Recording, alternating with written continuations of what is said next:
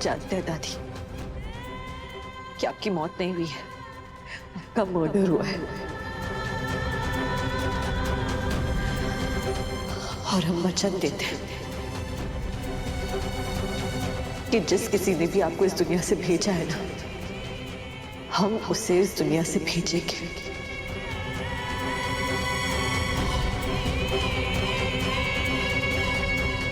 उस गुनहगार को सजा हम दिलवाएंगे।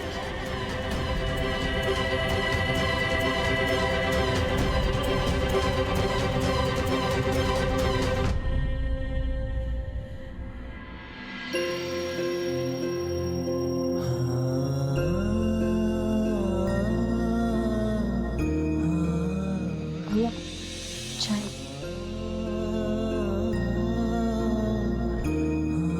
शिव, बेटा चाय पी लो। सुंदरी,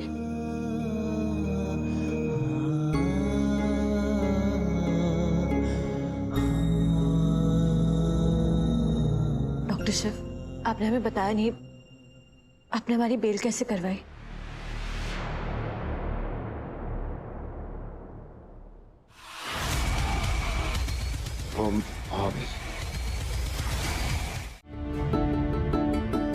शक्ति, हर बात मान मर्यादा में रहे तभी अच्छी लगती है। किस बात का त्योहार मनाना चाहती हो? किस बात की खुशियां मनाना चाहती हो तुम? हमारे अम्मा के जाने का?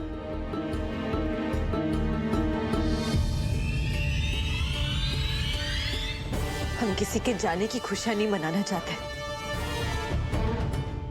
हम तो बस दादी की आखिरी इच्छा पूरी करना चाहते हैं।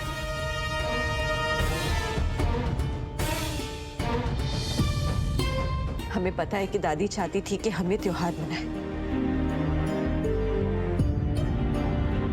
इसलिए हम तीज मनाएंगे और दादी के आशीर्वाद से मनाएंगे।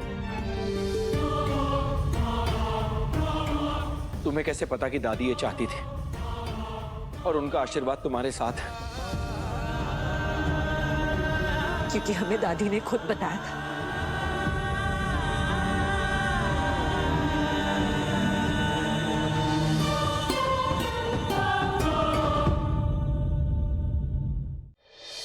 तू हमें कितना भी फिट रख ले, एक ना एक दिन तो हमें जाना ही है। दादीश, कैसी बातें कर रही हो? देखिएगा, हम आपको इतनी मल्टीविटामिन्स खिलाएंगे ना, ये 1 सेंचुरी क्या, आप डबल सेंचुरी लगाएंगे। अरे रे रे रे। फिलहाल तो बस आप तीज की तैयारियां कीजिए, 1 महीना भी नहीं बचा है। तीज की तैयारियां तो हमने कर ली हैं, सजावट का सामान भी देखा है, पैसे भी दे दिए, यहाँ तक कि हमने पंडित जी को न्योता भी दे दिया है। देख ले बेटा, इंसान अपने भविष्य के लिए कितनी प्लानिंग करता है, लेकिन जब जाता है तब पता ही नहीं चलता कि कब चला जाएगा। दादी, आप ऐसी बातें क्यों कर रही हैं? आप देखिएगा, आप कितना लंबा जिएंगे और हर साल तीज भी मनाएंगे।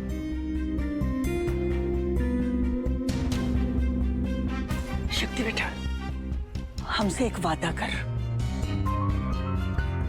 अगर हम ना भी रहें तो तुम तीज की प्रथा को ऐसे ही आगे बढ़ाना, हर साल तीज का व्रत करना और ये त्योहार बहुत धूमधाम से मनाना। दादी, अब दादी की दादी मत बन।